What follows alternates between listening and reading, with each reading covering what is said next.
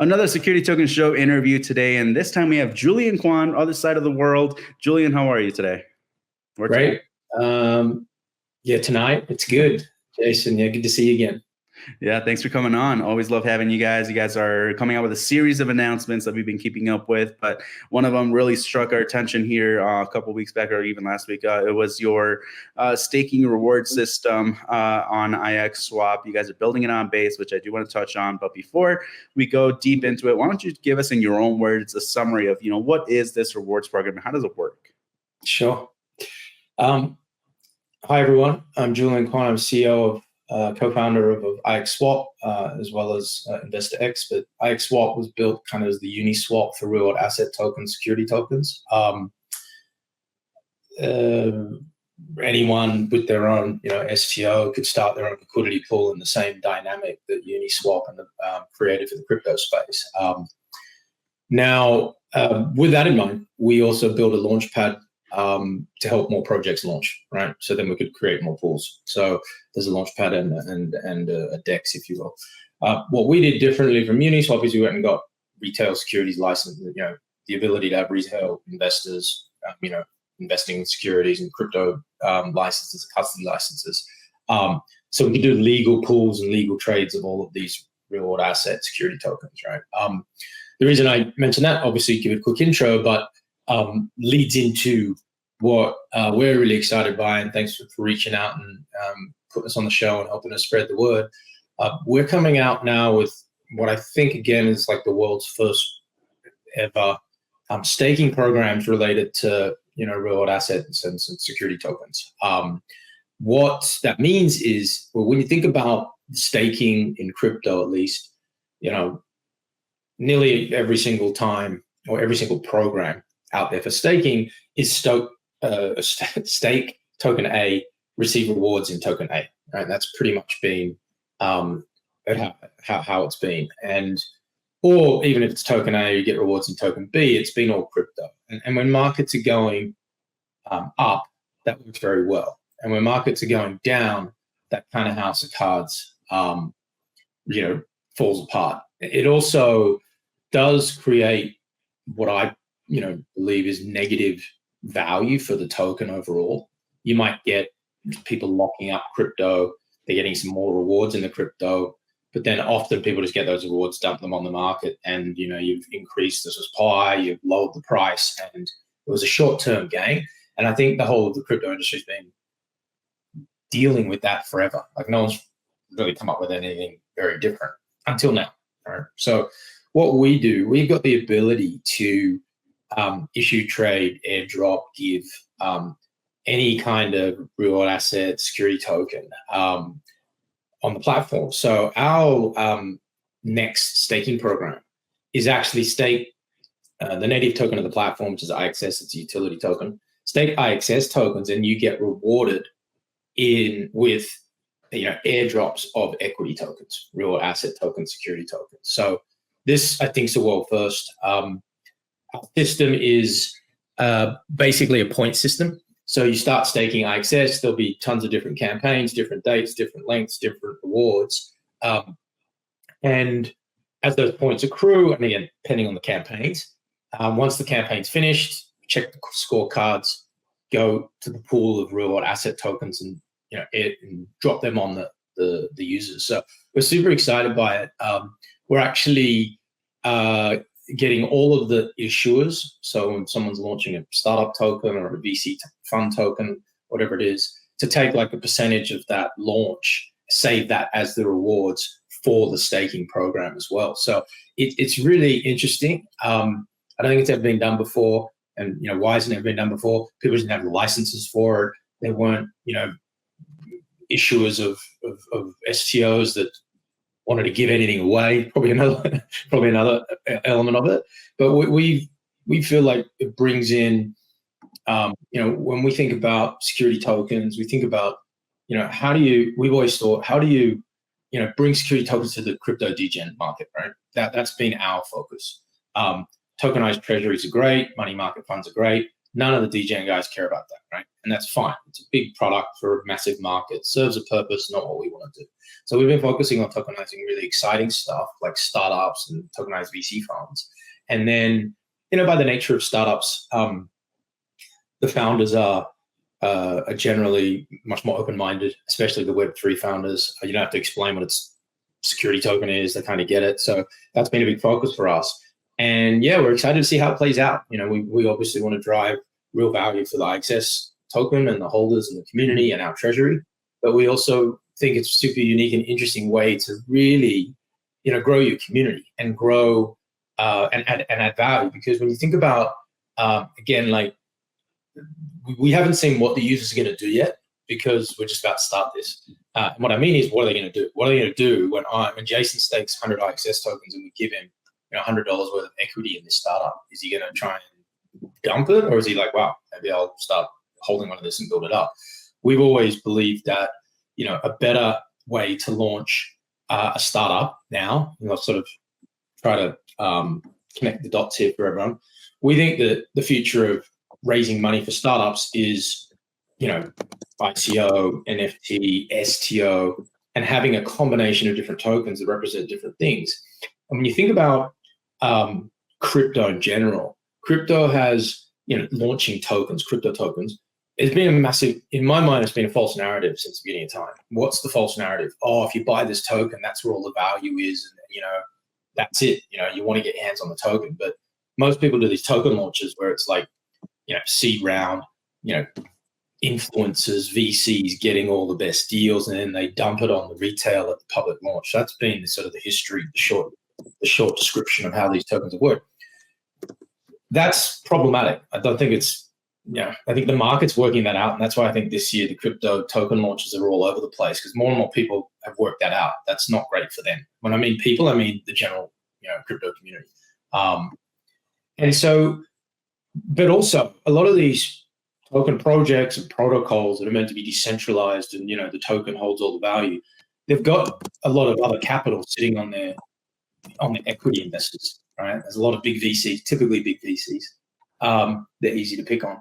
So you're like, well, if all the value's in the tokens, why are these guys got equity holders? And the answer is because the value's not all in the token. Most of these projects in blockchain are essentially businesses, whether they want to call themselves or not. They're there to make money. And that's why people want to invest in the equity, right? And also remember, the project typically does these token launches and has a treasury. Sometimes these treasuries are worth a fortune, right? Billions of dollars. Who owns that? The project. Who's the project? Well, the shareholders. So the shareholders, the equity holders, right? So the reason I bring that up is because I'm thinking, like, we think that the best way to launch specifically Web3 startups, but it could be any startup now, is you can launch an ICO, then you launch an STO. You give real equity to the community. I think that's a lot stickier. You'll find a lot more long-term holders. People, I don't think, are going to get these real-world asset equity tokens, dump them straight away, because that's what people do with the staking of crypto. I usually just dump it and go, great, on to the next project. I think it builds a much more loyal user base. I think it's much more interesting, and I think it de-risks a fair bit for the startup, and hopefully builds a better business. And it's much more interesting community, and it brings the whole gamification and staking and all these cool stuff from blockchain, and it marries it with like real equity and security tokens. Makes sense. And that dives into my next question, really, is, diving a little deeper into understanding how you are incentivizing that long-term commitment. And as well as, to your point on dumping all these, in the past staking programs, how do you guys, control that through your cooldown period? Yeah. So, I mean, cooldown periods are just basis of people pulling out of staking programs. It's probably the simplest way to put it. And there's some penalties involved, right? It's like when you break an agreement, so you don't get the same end game. You still get something, but you might not get 5 points. You might get 2 points, whatever that ends up being per program. But essentially, the concept is, if you're believing in the project and the platform, right, and you're holding IXS tokens, you can get rewarded now by, again, locking them up. And reducing supply, at least trading supply. And our tokens very soon to be the IXS utility tokens very soon to be completely distributed. There's no more unlocks coming. There's like one more or something like So then all the tokens that in our total supply, 180 mil, are out in the market. And then so as we try and get more of these staking programs launched, we'll tie up more of the IXS tokens. We take them off the market, and then we reward those people by giving them something that never been given before. Equity in a startup, equity in a VC fund. I don't know. What else is going on? Company shares. There's real estate projects coming out of the pipeline. You guys will see, as you know, everything's being tokenized. So there's no specific asset. It's a lot of them. And then we'll see where we go from there. I mean, again, this is V1. We talked just before we started recording, like IXSwap V1 was 2 years ago. Now we're building V2 on base. And this is our V1. This is the world's V1, version 1 of staking crypto to get real asset tokens as rewards, but being securities as well. So yeah, I mean, it's exciting. We'll see how it plays out. We're always trying to drive use case for the token. We're trying to provide value for the community. And again, we're trying to drive value for the issuers, right? People that are issuing these tokens, they're companies, they're businesses, they're real businesses, they're serious people. They need to make money. They need to raise money. They need to be, they need to build communities. It's a serious gig. So we're hoping that, we spend all day trying to work out how to really help all the participants, which ultimately helps us. And that's the purpose of building this infrastructure in the first place. I like it a lot. I do want to challenge a couple of things here, but for anyone that's watching on the Security Token Show, at this point, we will be moving on to the next section of the show. This interview will be fully published on our YouTube channel if you want to watch the rest of it. So keep on watching. But Julian, while we are here, let's touch on a part that you touched on, which is very essential. You're airdropping RWA equity, real securities here. So with that in mind, how does that fit into the regulatory regime, if you will, in Singapore and whatnot? And how are you addressing? Yeah.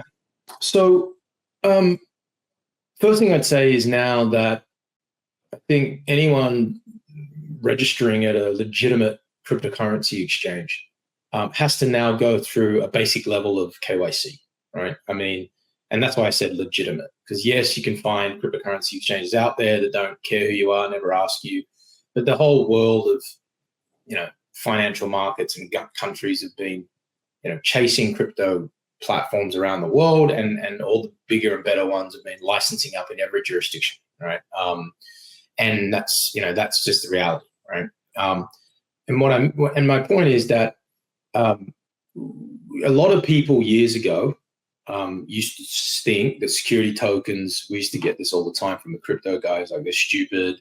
KYC is dumb. Like, I'm not going to do any of this stuff.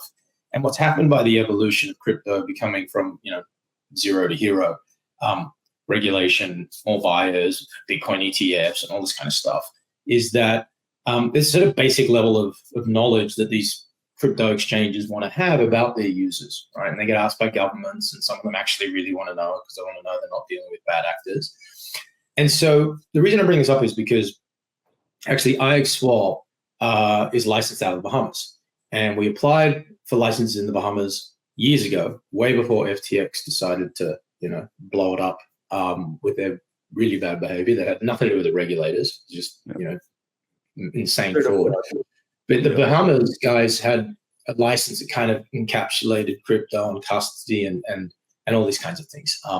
So we went and got licenses that allow anyone to register on the platform with a photo ID, and that's it. Right? And again, I wanted to lead into that because there's all these people yelling and screaming about not wanting to do KYC in crypto. And I'm like, well, good luck trying to get on Binance these days. Good luck trying to get on Coinbase. Good luck trying to get on the ones you trust without having to show who you are with a photo ID. So we now have this KYC process that is as light as it gets. And so what that means is that anyone who we're going to airdrop real asset tokens to, who are part of the staking program, they must pass the most basic KYC possible, right? Show a photo of who you are, and that's pretty much it, right? A couple of clicks. So that's how we deal with the regulation of how this works, is that we're not just airdropping to complete randoms. If you want to come to IXSwap and get this, what we consider amazing rewards, you got to show us who you are. That's what our licenses require us to do, but it doesn't get any lighter, and it's actually lighter than a lot of the crypto exchanges these days, the better ones. Interesting. So it's as frictionless as possible, essentially. Yeah, and the other thing I always like to remind people is that buying crypto, let's just say the founders of a crypto project, they generally don't care who buys their token, right? It's out there floating around. You can buy it, sell it to me. You don't call the founders. Doesn't matter. That's just how crypto works. With real world asset security tokens, like if you're a founder or a fund manager or a real estate guy or a startup, like you don't want to sell equity to people you don't know who they are, right? You're selling something that's valuable. You want to know who they are. So everyone focuses on like, regulators want you to do KYC, and KYC is boring and it sucks. It's like, that's actually true, but it's actually more, it's not just them, right? It's like sane people with, legitimate business people are never going to sell equity token paper, however format, to people that don't know who they are. It's just not how the world works. It's not going to happen, right? So it's actually that the reason why real world asset tokens, security tokens need KYC, even at a basic level, and some of it's different levels, is because you're buying a share of someone's company or a share of someone's fund, and they just need to know who you are. Right? That's that simple. So, but again, we boil it down to a couple of steps, and that's how it works. So, of course, you got to get through that, but yeah. No, it makes sense to me from a regulatory standpoint, as well as from the whole thesis of why would people tokenize their companies and assets, right? The idea is you want to know exactly who each individual investor is rather than street name as we're all used to in traditional markets. So it makes sense on both ends to me. And for anyone watching that doesn't like KYC, I'm sorry, this is the way it is. And at least IXWeb is doing it as efficiently as possible to not be such a burden on you. So, but this is really exciting. Just on that note, buy a tokenized share of a startup on IXSwap, photo ID, couple of clicks, you're in. Like, that's 10 times better than trying to invest in that guy's startup over there on a piece of paper. Like, the process we built is 10 times better than the paper. Like, you can't go and invest into Jason's startup, as a MetaMask wallet with no face on it, right? I mean, it just doesn't make any sense. So the system we have now is 10x better than the way it was done on paper.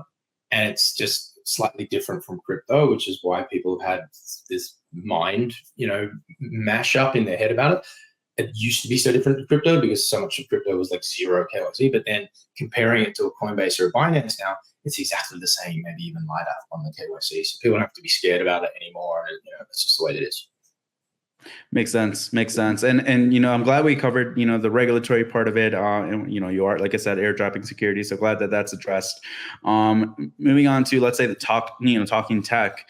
You guys are doing this on the Base blockchain. Tell us a little bit about, what drove that decision? Why not an Ethereum that everyone's used to, or an Avalanche that's growing as well? Why Base? Yeah. So the original version of IXSwap was built on Ethereum and Polygon. Polygon was to deal with the fee structures, because it was like, why would you buy $1 of a real world asset security token if it's $4 of fees, or at times hundreds of dollars of fees, right? So we were using Polygon in the first version. And, again, go back 2-3 years, obviously technology moves very quickly. It was clunky, it was clunky, wasn't so easy. And Polygon's had its own issues. And the interesting thing so we're invested by Coinbase, and we were invested by Coinbase before Base was ever announced, right? So Coinbase is a very strong, as do all the top crypto exchanges, a very strong focus on how to get real world asset tokens in front of their user base. Well, why is that important, or why does that matter? Because hundreds of millions of people are now sitting in these cryptocurrency exchanges, but the cryptocurrency exchanges do not have securities licenses. So Coinbase, Bybit, Binance, all these other guys right there, they're massive institutions now. And when you think about financial institutions, whether they want to call themselves that, but if you think about other financial institutions, like a bank's the best example, like a bank, started, the bank, the short stories, we start off offering one service and we do deposits. And then once we build this user base, we sell them everything we can, right? Insurance and mortgages and everything, right? So the crypto guys are no different, right? They got hundreds of millions of users. They're selling in crypto. What's next? Other tokens. What are the only other tokens? what's the next evolution and a much bigger market than crypto. It's all the real world assets, security tokens, startup tokens, and VC tokens. Okay, so how do we do that then? Oh, well, we need to work out where we can get them legally and compliantly, because we're not legally allowed to sell them, right? We don't have securities licenses.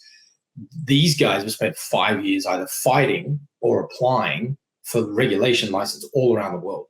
And what users need to understand is that different asset classes have different licenses. It's why NASDAQ has stocks, and that's it, right? And there's futures exchanges and commodities exchanges and FX exchanges and securities exchanges, etc. So you can't just mosh pit all of these assets historically into one place. You need a different license for all of them, and it's complicated and it's expensive and it's complex. But all of these guys, and Coinbase is the best one to reference. Coinbase is building a security token exchange in Abu Dhabi. Why? Because they believe in the asset class, and probably Abu Dhabi, they're getting a lot of love. I mean, people from Coinbase can tell their own story. My take it is they probably want to do it in America, but they've been fighting the SEC for so long, they couldn't say none of this stuff securities. They can't just go, and by the way, we're also launching a security token exchange while we fight it out.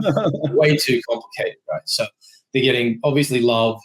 Abu Dhabi, UAE is just going full tilt, aggressively trying to get people to build there, come out there, invest there, everything, blockchain, digital assets, everything.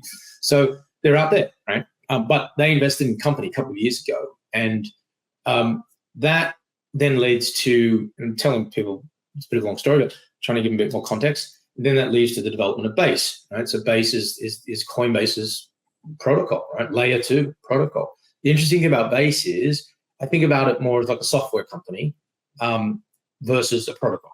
And why I mean that is, it's really interesting, the history of protocols, blockchains and protocols, those words used very loosely. Years ago when we all started, a lot of people thought there's no way people are going to issue securities on public blockchains, right? It's not safe. You might be paying gas fees to terrorists who are running a node. All these stories, yeah, over the years. Early stories. So we didn't believe that. We just said, you've got to be on these chains. These are the chains that can connect all the different assets. If you don't issue on public chains, what are you doing? And that was our position.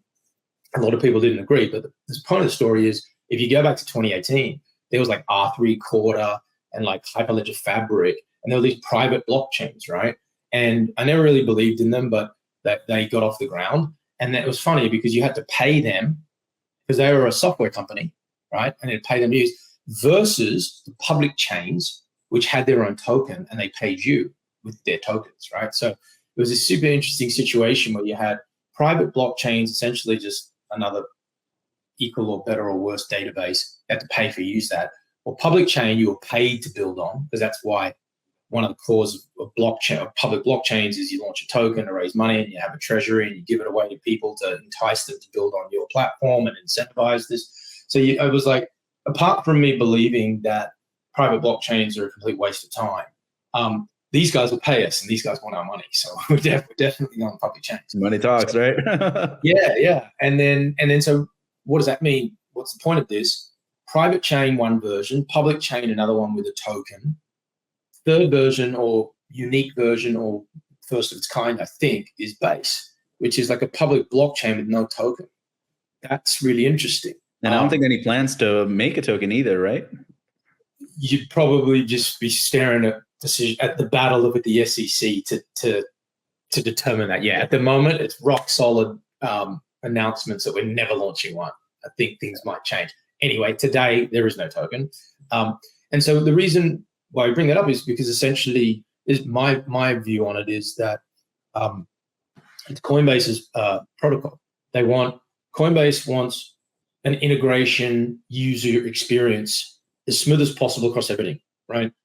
Custody services, cryptocurrency trading, Coinbase wallet, connecting to all the dApps, connecting to DeFi. Now we have Base protocol. Hello, all our institution, everyone issues structure. Yeah, everyone issues security tokens on Base. Like it's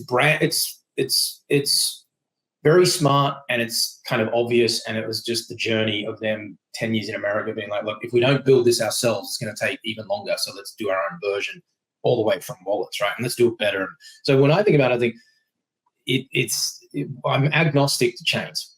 I think about it. What's the business case? The business case for Coinbase is as simple as 140 million Coinbase users. Where do you think they're going to want to direct their users to buy anything in security token land? It's going to be on Base if it's possible, right? So that's why Base is super interesting. And yeah, they don't give you anything to build on Base, right? Because people are trying to build towards that 140 is what I'm trying to do. Well, that's their value add, right? It's bringing that's the value add, right? And so that's Base. And I think Brian Armstrong, CEO of Coinbase, even said recently, I saw a snapshot, he said the most exciting, don't quote me, but I think I saw something that said the most exciting thing in the whole Coinbase organization is Base, right? Their own protocol, which is good to hear if you're spending energy and time building on it. So anyway, it's a bit long-winded, but it's a really interesting story because I think that, a lot of people yell and scream about protocols and all this and that, and then this is the only one that doesn't have a token. And you can argue that Coinbase is behind it. Maybe it's more centralized and whatnot. But again, at the end of the day, if it's fast and it's super low cost or almost no cost to use, and there's a user community and there's people on it, then it's a product and it's valuable. And I think we try to keep our minds open to, what chain or protocol or wallet is going to help us grow our business and therefore help our community and our own token and all that fun stuff. Makes sense, right? And for us, we're asset class, asset itself, issuer, platform, and it's blockchain agnostic as well. We really don't care as long as it is a security token being done legally and whatnot. Infrastructure is obviously really cool to dive into, and we want to know about it, but we don't, segment one or the other. So to your point, Julian, at the end of the day, it's what is the base case, no pun intended there, of why we're doing this. I think I would like, I kind of see Coinbase as kind of like an Apple. They integrate everything, all of their products. It's supposed to work seamlessly. That's actually what on that note, that's kind of what they want their real world asset security token exchange platform to kind of be. Not really an exchange how we think about it, but an app store for all kind of assets and of course all the real world assets. So it's a good vision, and I think they'll get there at some point. I think it makes sense. Very fantastic. Awesome. Well, Julian, anything else that you want to cover before we hop off here? It's been amazing. I appreciate your time and so far, kind of explaining and really diving into the methodology and the thinking behind, the staking program. But anything else that you want to touch on for our listeners here? Yeah. Look, we're always looking to grow the community. It's a bit of a, it's a self-fulfilling prophecy and a vortex of value. So the more users we get, the more issuances that get funded, the more pools that are created, the more volume we get, and better issuers and bigger assets. And so we'd love welcome everyone sort of to the platform. This is probably the 5th or 6th thing we've done that we think is kind of world first. And that always sounds cool, but it's usually like insanely hard to get off the ground. So yeah, we need as much support as we can. And thank you very much for putting us on and spreading the big word. And anyone's launching, real asset security tokens, come to us and come check out the staking program. It's going to make, it's going to be really interesting. And the only way to really work all this stuff out is to get set up and get on these platforms and put a few tokens to work and get your fingers in the pie and maybe mess it up or not, but get learning. And the only way to do that is to actually go and buy and sell some stuff. So yeah, welcome everyone on board. You can buy real world asset tokens on IXSwap with 1 USDT. So there's no excuses that no one's got enough money for it. And thanks again, Jason. Appreciate the time. Absolutely. Thanks for coming on, Julian. Appreciate everyone. Keep on watching, the rest of STM TV. For any other interviews you want to tap into, reach out to Julian and the IXSwap team, whether you're an issuer or an investor, to see, how you best fit and how can the best help you. With that, awesome. Julian, thank you so much.